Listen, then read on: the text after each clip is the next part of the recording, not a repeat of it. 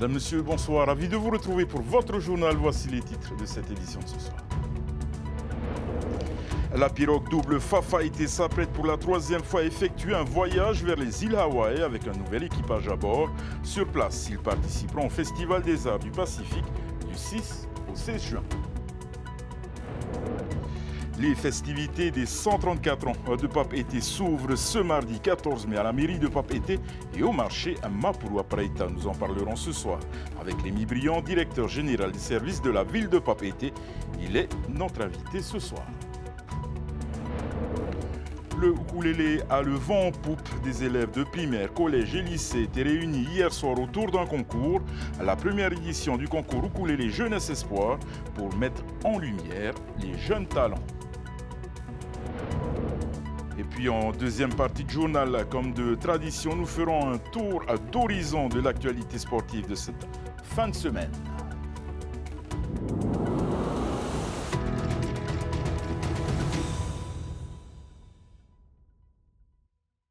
Les amarres sont larguées. La pirogue double Fafaité a pris le large ce soir en direction de Hawaï. L'équipage participera au Festival des Arts du Pacifique prévu du 6 au 16 juin à Oahu, un festival qui ne s'était pas tenu depuis 8 ans. Les marins se lancent dans cette aventure pour rejoindre sur place d'autres embarcations de la communauté du Pacifique. Thomas Chabrol et Naya Bennett ont assisté au départ. Un nouvel équipage pour effectuer le troisième voyage de Fafaité vers Hawaï. 16 Itei embarquent à bord de la pirogue double. Depuis 2009, l'association perpétue le savoir-faire des ancêtres et forme des nouveaux marins à la navigation aux étoiles. L'équipage s'est formé depuis 8 mois pour cette traversée. On a très hâte de larguer les amarres pour 2 raisons. Parce que ça a été une préparation assez ardue, assez difficile. Et là, il y a une jolie petite fenêtre aujourd'hui pour partir. Donc c'est vraiment le jour où il faut partir. Ce sont des personnes qui ont soif de connaître, soif de se reconnecter aussi avec ce passé, notre héritage. L'équipage s'apprête à vivre une expérience unique sur cette embarcation et tout au long du Festival des Arts du Pacifique. Pour nous, c'est important que justement notre nouvel équipage connaisse ces liens qu'on a tissés depuis les années avec les autres pirogues. On est toujours heureux de se retrouver, d'échanger. Et là, en plus, pour la première fois, on va rencontrer les Micronésiens qu'on ne connaît pas encore, donc on est ravis. Jennifer est la plus jeune recrue, diplômée du Centre des métiers d'art. Elle a saisi l'opportunité pour suivre la trace des ancêtres, comme un appel pour développer ses connaissances dans le domaine de la culture. J'avais envie d'explorer plus profondément cet aspect-là de ma vie et de chercher d'où est-ce que je viens exactement et qu'est-ce que nos ancêtres faisaient.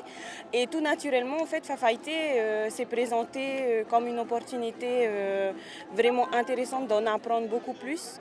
Sur le quai, les familles et les proches participent à la cérémonie de départ aux côtés de ces aventuriers des mers. Avant de larguer les amarres, le nouvel équipage reçoit des encouragements chaleureux du public. Le voyage débute, le capitaine redoute seulement le passage de l'équateur, une zone où les vents sont instables. C'est là où les choses vont se compliquer. Parce qu'on sait qu'une fois qu'on s'approche de l'équateur, le vent il vient on dit ça, il y a le poteau noir ou les lignes de convergence. Donc c'est là où on se méfie un peu parce que on ne sait pas si on va vite traverser ou on va être stagné à l'intérieur de ce poteau noir. Cap vers Oahu, la pirogue Fafaité quitte Tahiti au soleil couchant. 20 jours de mer sont prévus au minimum au gré des vents pour atteindre l'archipel hawaïen. La ville de Papeete prépare activement son 134e anniversaire. Depuis plus d'un mois, les 7 quartiers de la capitale confectionnent les chars, les costumes ou répètent les chorégraphies pour la 4e mini-parade du front de mer prévue le 25 mai. C'était le cas hier à Taunua, où s'est rendue Esther Parot-Cordette.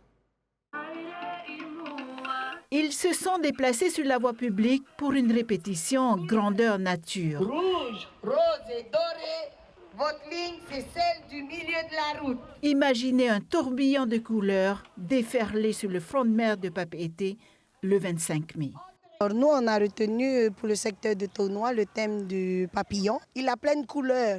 Du coup, on voulait amener beaucoup de couleurs à cette mini-parade de Papeete. Enfants, adolescents, parents ou grands-parents, toutes les générations se retrouvent autour d'un moment festif. Il faut déjà qu'on donne l'exemple en tant qu'adultes aux enfants pour que les enfants puissent aussi être dans l'ambiance.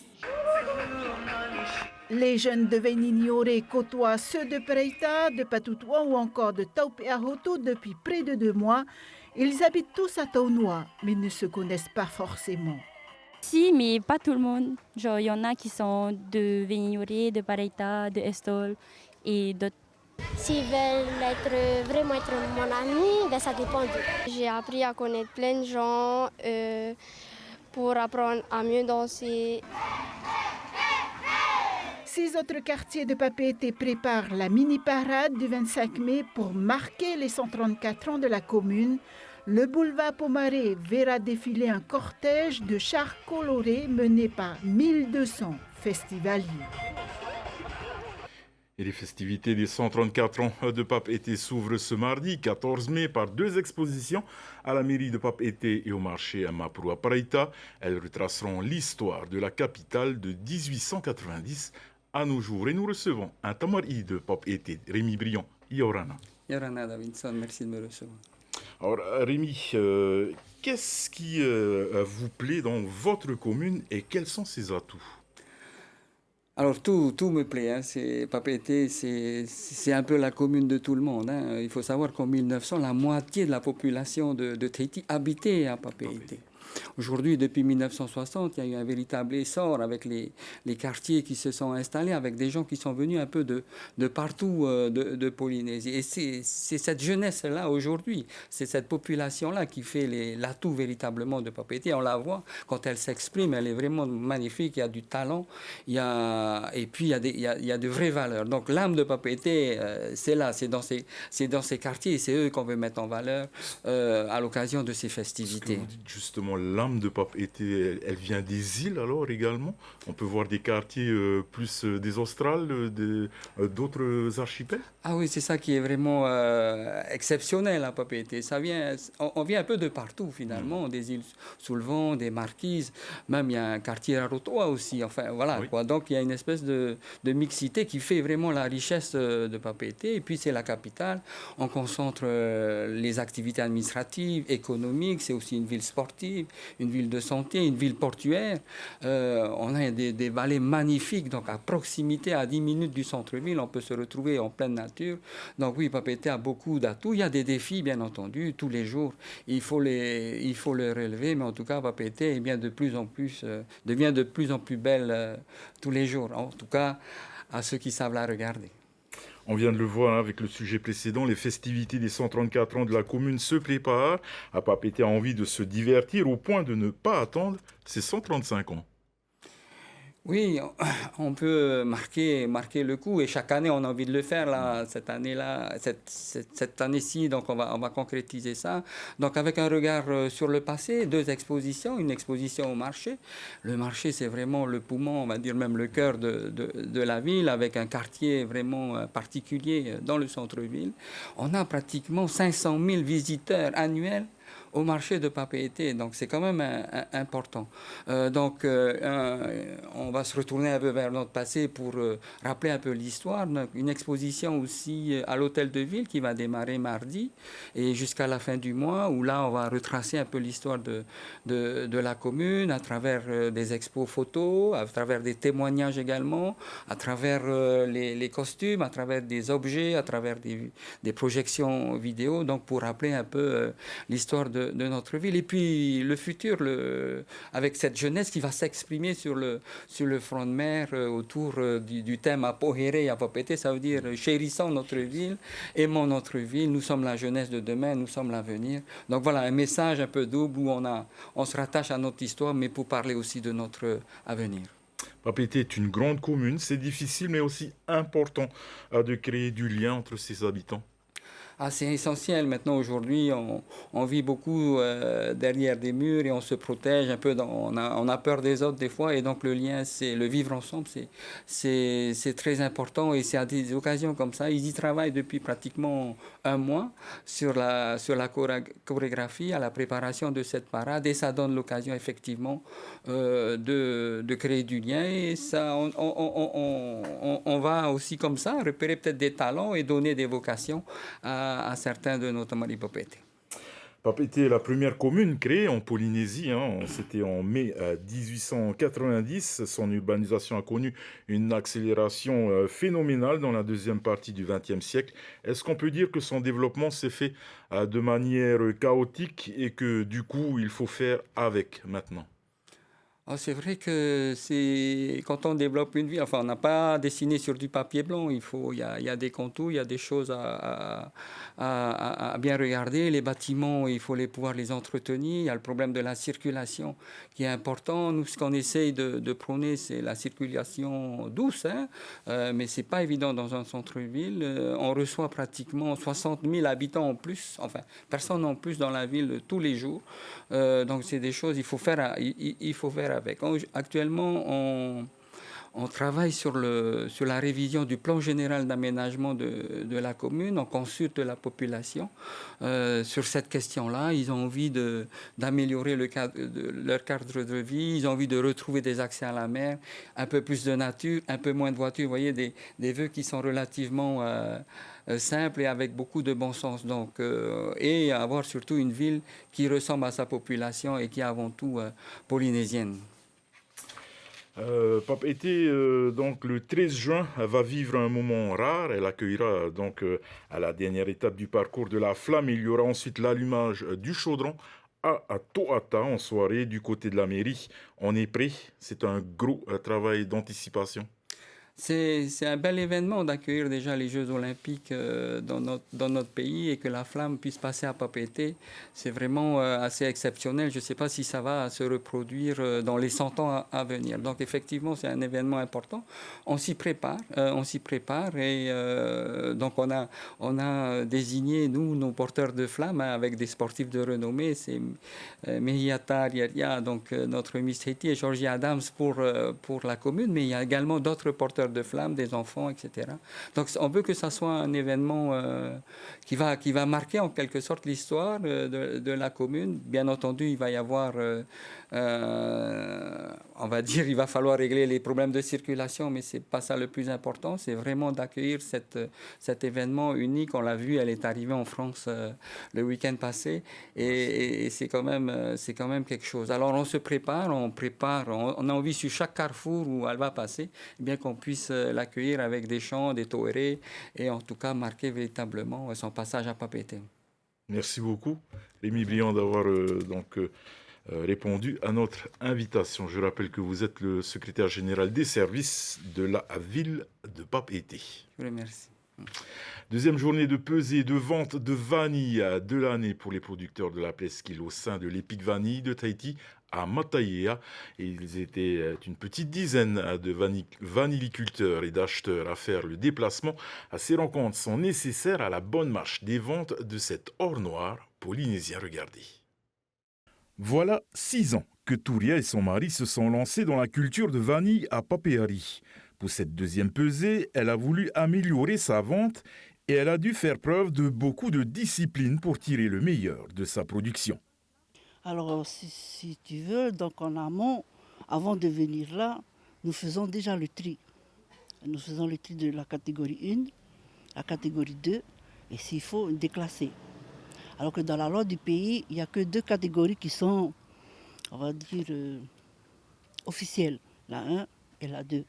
Oui, il vous pousse toujours à essayer d'avoir la qualité. D'améliorer la qualité et de fournir au mieux à l'acheteur, donc il voudrait bien prendre plus la 1 et la 2, moins de déclasser.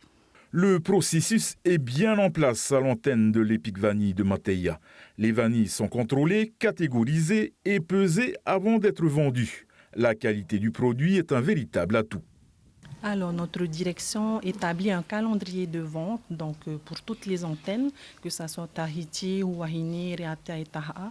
Nous avons des dates définies, donc une fois par mois à partir cette année du mois d'avril. Donc, on aura une journée de vente organisée pour nos producteurs de vanille. Donc, on met en relation les préparateurs, donc on va dire les acheteurs potentiels, avec nos producteurs.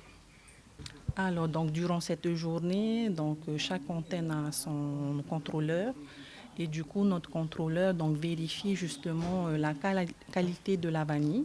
On prime vraiment sur la qualité, d'où ces journées qui sont organisées pour maintenir une qualité constante de notre or noir de la Polynésie. Voilà. À la vente, les préparateurs et acheteurs d'or noir scrutent chaque production avant de négocier le produit. Alors oui, il faut savoir qu'on se voit avec les producteurs ici, bien sûr, aux journées de vente, mais on est beaucoup aussi en contact avec eux. On va à leur rencontre chez eux, dans leur vanillerie. Puis, effectivement, on fait le tour de beaucoup de vanilleries, donc on voit beaucoup ce qui se passe. Et puis, du coup, on peut beaucoup les conseiller, on les aide. Mais oui, ce n'est pas juste une histoire d'acheter, de vendre. On est en contact avec eux, on crée des relations. Et puis, tout fonctionne bien comme ça. Les vanilles sur Tahiti sont récoltées mûres et noires. On compte aujourd'hui 160 producteurs de vanille sur Tahiti et Moorea, une activité qui tend encore à se développer considérablement selon les responsables de l'Epic Vanille de Tahiti qui souhaiteraient augmenter la quantité tout en gardant la qualité de la vanille tahitienne. L'offre est aujourd'hui trop inférieure à la demande, surtout à l'international. Il a eu droit à un record du monde au Fénoua. Un festival lui a aussi été consacré. Je vous parle du ukulélé, cet instrument incontournable des soirées et bringues polynésiennes traverse les générations. Hier soir, l'artiste Tieni Ena, professeur au conservatoire, organisait la première édition du concours Ukulélé Jeunesse Espoir pour mettre en lumière les jeunes talents au parc d'Outuarea. Thomas Chabrol. Ils sont la relève des soirées animées et jouent pour perpétuer la pratique du ukulélé. Ces élèves de primaire, collège et lycée ont été réunis autour d'un concours. Ces musiciens en herbe ont joué leurs premières notes très jeunes, soit de manière autodidacte, soit en classe musicale ou au conservatoire. J'ai commencé à 8 ans et j'aimerais beaucoup m'améliorer sur les solos. Quand j'ai entendu pour la première fois, ça m'a inspiré, quoi. Au-delà du concours avec des critères notés par un jury de spécialistes, certains de ces musiciens font leur première scène devant un public conquis. Les candidats se sont présentés par groupe de 3. Sous les feux des projecteurs, les joueurs âgés de 6 à 13 ans pouvaient être accompagnés par un parent. En fait, on est parti à la découverte. L'occasion pour lui aussi de prendre ses marques dans la culture et aussi pour garder cette transmission que j'ai reçue de mon père et de la famille. Voilà. Je tenais aussi à transmettre à mes garçons, mais qui jouent plus avec le feeling et non pas que ce soit joué je crois, académique. Les jeunes prodiges ont 3 minutes pour dévoiler leur talent. Ils sont notés sur une partie chantée, puis sur une partie virtuose en solo. Avec ses camarades, Grégoire participe pour le plaisir de la musique. Ça a été assez difficile de faire les premiers accords. Tieni, elle est très connue aussi à Tahiti.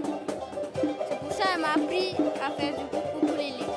Cette soirée de concours permet à tous les petits protégés de Tieni Ena d'être mis en lumière en dehors des salles de répétition. 3 catégories, débutants, intermédiaires et avancés. Donc ce soir, c'était une super belle surprise. J'étais gâtée de partager la scène, de faire valoriser, montrer ses capacités. La preuve ce soir, c'était une belle soirée. La musique réunit différentes générations de jeunes musiciens. Une fierté pour Tieni Ena. L'artiste veut contribuer à ce que l'instrument résonne éternellement. Vous l'avez compris, c'est le moment de développer l'actualité sportive. Et ce soir, on parlera de kayak à l'international, de natation en eau libre et d'athlétisme, mais on parlera aussi de l'OFC Champions League avec le premier match de Pirée. C'est tout de suite.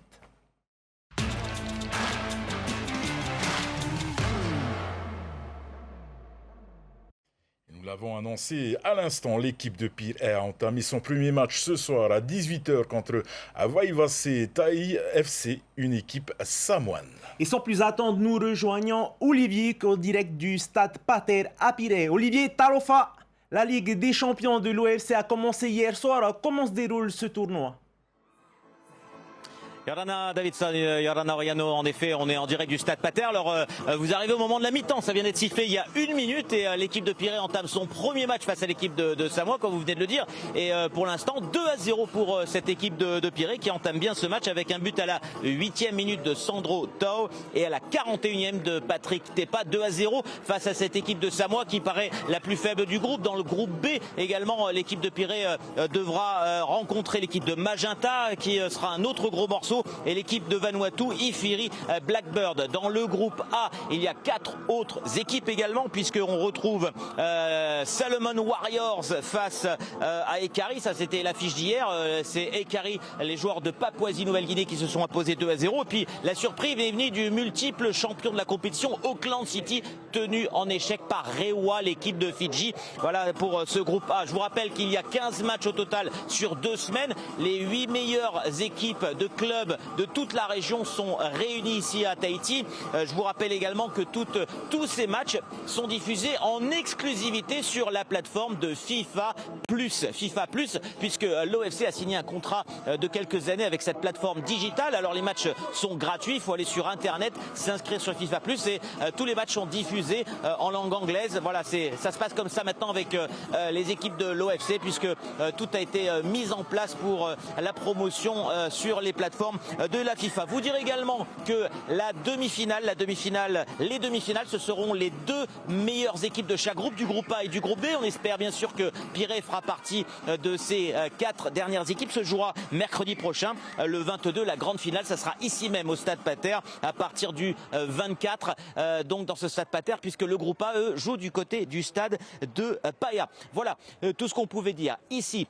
Pour ce match, il va y avoir la deuxième mi-temps entre Pirée et Vaivase. On espère que les joueurs de Pirée vont continuer et s'imposer dans ce match. On retrouvera l'essentiel des buts demain dans notre édition du journal télévisé de DNTV et le score ce soir sur le site de la Fédération tahitienne de football. Voilà, messieurs, pour cette actualité sportive. Merci Olivier pour ces précisions et bon match. Merci encore. Et direction la Nouvelle-Zélande maintenant. Carton plein pour 8 jeunes kayakistes à du Fénois. Ils ont obtenu 8 podiums à la Waikobi Auckland King and Queen of Harbour hier à Takapuna. Et le compte rendu avec Andy Ebb sur des images de Paul Tedireri. Ils étaient près de 200 participants, toutes catégories confondues, au départ des différentes courses prévues. Des courtes distances de 3 km pour les 12-14 ans, 6 km également, et de longues distances de 18 et 24 km avec une arrivée sur la plage de Takapuna, une première pour la majeure partie des jeunes kayakistes du Fénois. À Tahiti, il fait plus chaud qu'ici. C'est juste pour nos doigts. Ça fait comme genre une statue. Tu restes comme ça et tu te dis, ah, j'arrive pas. C'est la première fois que je rentre dans des conditions comme ça. Il y a des choses qui arrivent pour la première fois. Par exemple, je sentais plus le bout de mes doigts. À l'arrivée, j'arrivais plus à marcher.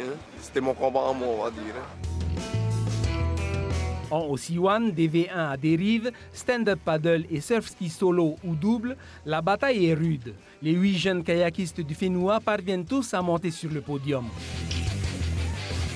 Troisième marche pour certains, deuxième pour d'autres et la plus haute marche pour Ohana Teheura en U16 filles et Nateahi Sommer en U19 filles. Cette dernière se classe 5e au général.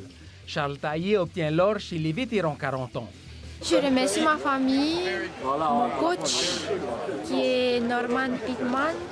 Ma famille, je les remercie, me soutiennent de loin, de Tahiti, de la Polynésie française, et puis voilà. Ça m'a choqué aussi parce qu'il y a une femme devant moi, il y a des personnes âgées et je pense que le niveau ici il est très élevé. Non, ça, Tu as un dernier mot pour ta famille? J'aimerais remercier Héragnement de nous avoir emmenés ici. Et je remercie ma famille pour le soutien. Thanks. Podium pour tout le monde et une médaille d'or en vétéran 40 ans. Mission accomplie pour la Fédération polynésienne de kayak surf-ski. Les exploits de ces 8 jeunes vont motiver et attirer la jeunesse du Fénois dans le kayak.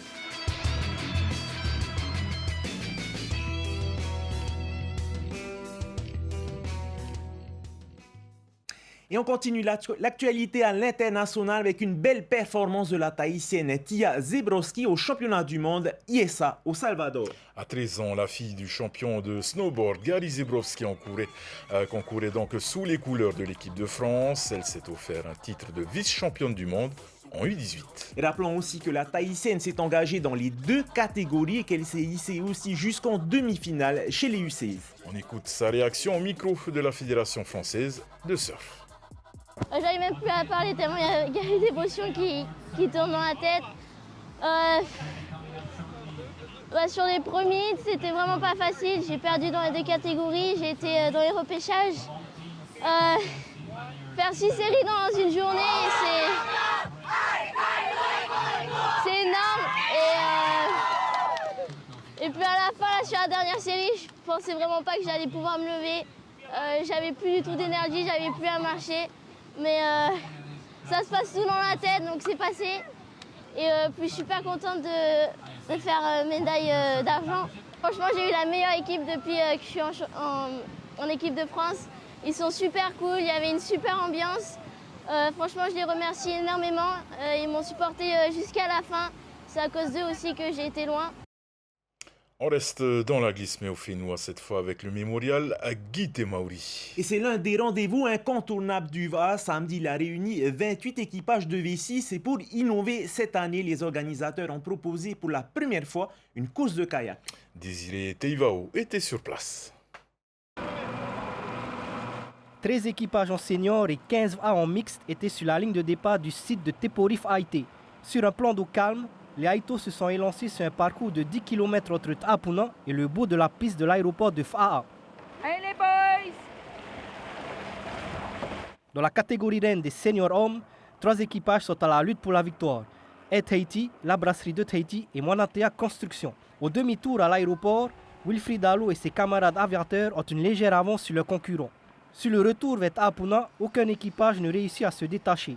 Mais dans le sprint final, Air Tahiti devance d'une toute petite seconde la brasserie de Tahiti, Moanatea Construction 3e, pointe à 17 secondes des vainqueurs. Aujourd'hui, on a fait le Tahoe, gros. C'est ça qui a fait la différence. Première fois que vous gagnez la Guy Temauri? Voilà, première fois. Sinon, l'année dernière, on est arrivé quoi, 2e, 3e. Belle revanche alors pour nous cette année? Voilà. Chez les mix, l'équipage de Fareihi a impressionné en terminant à une belle 6e place au classement Scratch. C'était un véritable combat avec les hommes, là, c'était pas mal, c'est chouette. Ça fait plaisir en tout cas, mais bon, on a visé déjà le podium, voilà. Mais le premier, peut-être pas, mais bon, on ne s'attendait pas. Les kayakistes ont ensuite pris le relais. Ils étaient 20 à prendre le départ. Ouais, on voit effectivement une motivation des jeunes sur le kayak.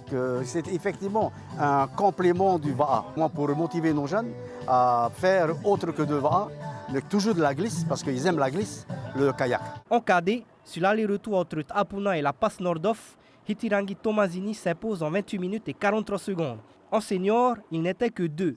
Sur le parcours de 10 km entre Tapuna et Sapinus, Lono Teururei l'emporte en 43 minutes et 26 secondes. Prochain rendez-vous pour les amateurs de VA, le trophée de l'amiral prévu samedi prochain. Et du plan d'eau, on se dirige vers les profondeurs puisque près de 70 compétiteurs étaient réunis pour l'Open Water hier du côté de la Pointe Vénus à Marina.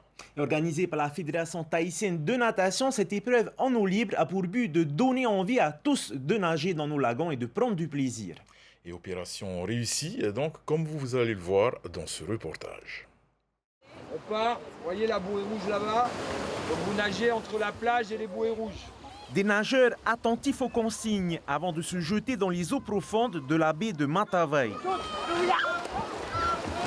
Sur le même départ, 3 distances sont proposées, 500 mètres, 2 km 500 et 5 km.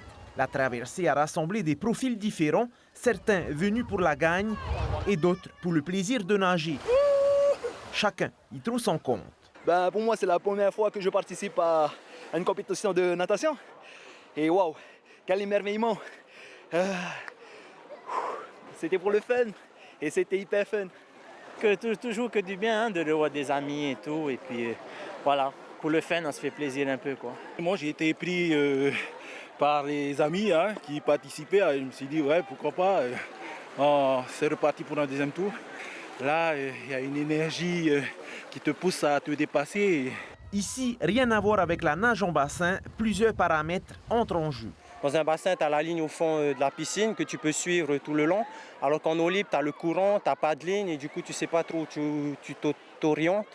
Du coup, tu es toujours obligé de lever la tête, regarder autour de toi si je suis bien aligné, si je vais dans la bonne direction. C'est pas les mêmes conditions.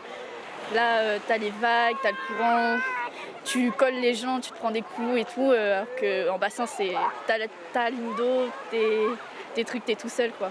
À 11 ans, Giovanni a su faire abstraction de l'appréhension du Grand Bleu. Il s'impose dans sa catégorie sur la distance du 500 mètres. Allô, Giovanni!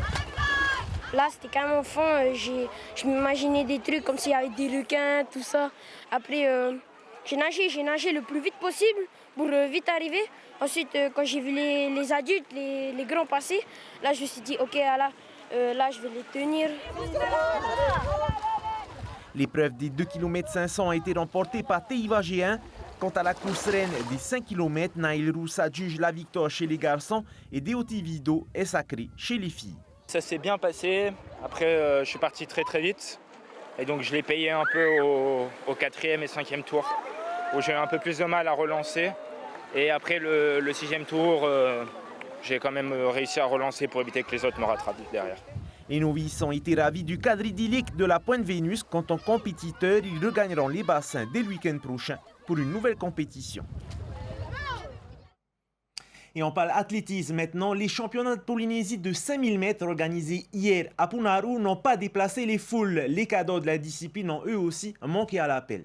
On retiendra donc de cette édition des championnats le titre du junior Félix Covillon chez les hommes et du côté des dames, Louise Grogrouja s'est imposée. Le reportage. Il n'a laissé aucune chance à la concurrence. Le junior Félix Covillon a survolé les championnats de Polynésie de 5000 mètres. Si Nicolas Gratto a résisté sur quelques tours, il a ensuite explosé sous l'allure menée par le leader. Allez, Félix, allez! Félix Covillon boucle ses 12 tours de piste en 16 minutes et 48 secondes. Pas vraiment le chrono espéré, mais au vu des conditions de course, le sociétaire de Central Sport se satisfait de ce nouveau titre. Il faut aussi savoir courir tout seul, c'est les aléas de la course et puis voilà, on a fait comme on pouvait. J'ai fait 9 secondes de plus que ce que je devais faire, malheureusement, c'est comme on a dit, courir tout seul. J'aurais pu les avoir avec quelqu'un d'autre, mais franchement assez satisfait parce qu'en plus là, je suis plus du tout dans mon pic de forme. J'ai eu un bon niveau là au marathon Auréa, tout ça, là maintenant ça redescend. Donc on fait avec ce qu'on a et puis franchement, je suis assez content de ce que j'ai pu donner aujourd'hui. Ouais. Chez les dames, la lutte pour le titre a été plus intense. 3 athlètes se sont rapidement détachés. Clémence Dede, Louise Grogoja et Sophie Bouchonnet. Championne en titre, Louise Grogoja a attendu les 400 derniers mètres pour se débarrasser de ses rivales. À l'arrivée, elle signe un chrono de 20 minutes tout rond. Clémence Dede prend la 2e place et Sophie Bouchonnet complète le podium. Ces athlètes se retrouveront encore une fois à Punaru le 1er juin pour les championnats de 10 000 mètres. Là, nous arrivons au terme de notre édition. Au programme ce soir sur votre chaîne Soirée Cinéma avec le film Prometheus, préquel de la saga Alien, suivi de Zone Interdite, dérives sectaires et manipulation mentale. Demain, c'est Emma Mathieu qui prendra les commandes du journal en vous souhaitant une excellente soirée, une très très belle semaine sur Tétini Télévision. Et quant à nous, on se quitte avec les plus belles images de sport de cette fin de semaine. Bonne soirée à tous, portez-vous bien.